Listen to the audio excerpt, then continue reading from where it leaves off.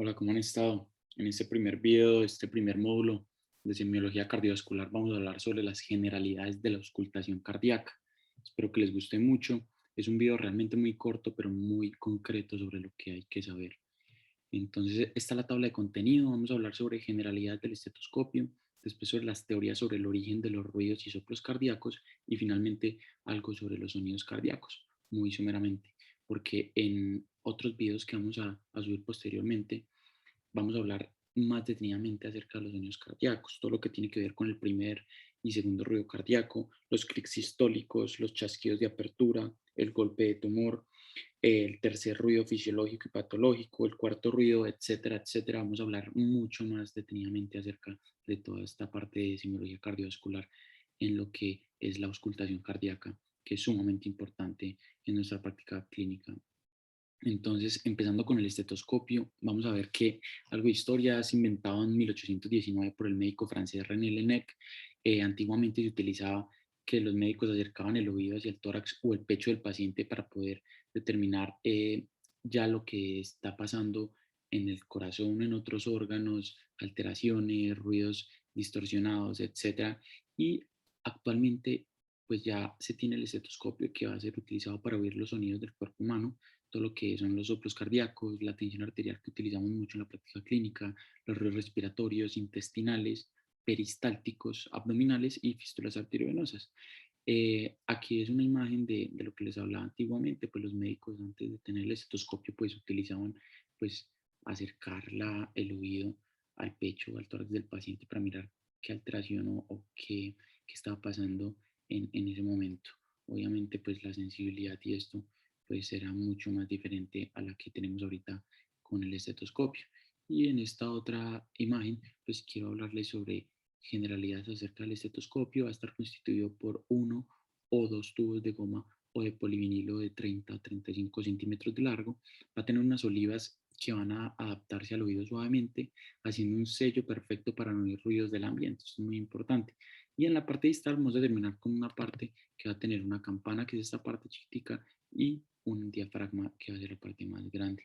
Entonces, acá hay que saber muy bien cuál es la diferencia del diafragma y la campana y para qué yo utilizar cada una de estos dos componentes.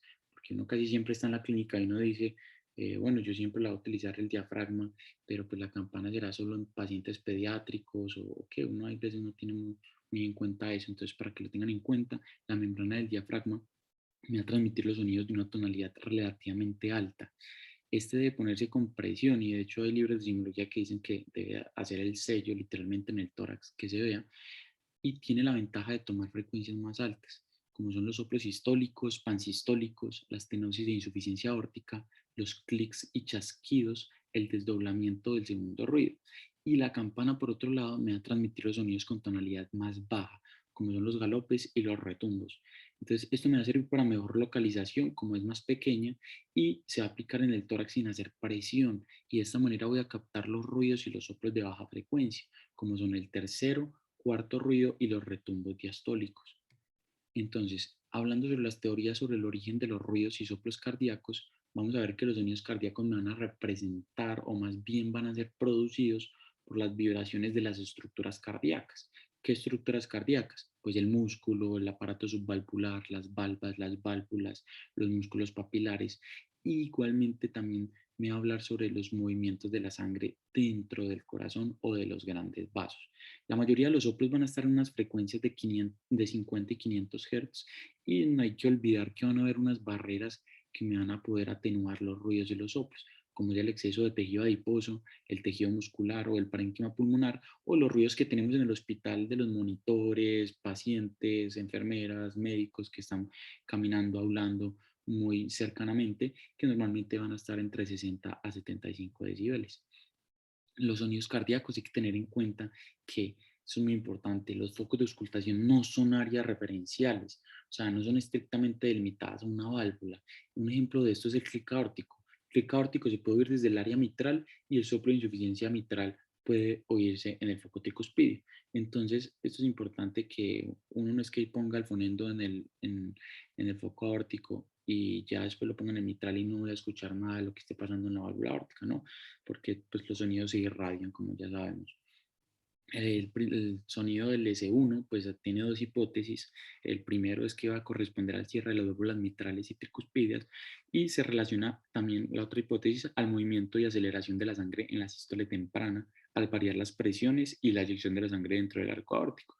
Va a tener dos componentes. El primer componente es el componente M1 que los vamos a ver en las gráficas. Este va a corresponder al cierre de la válvula mitral y el segundo componente que va a ser T1, que va a corresponder al cierre de la válvula tricuspidia. Eso para entender en los posteriores videos que vamos a mostrar unas gráficas de los soplos en donde van a ver M1, T1, entonces para que sepan qué significa cada uno de esos conceptos.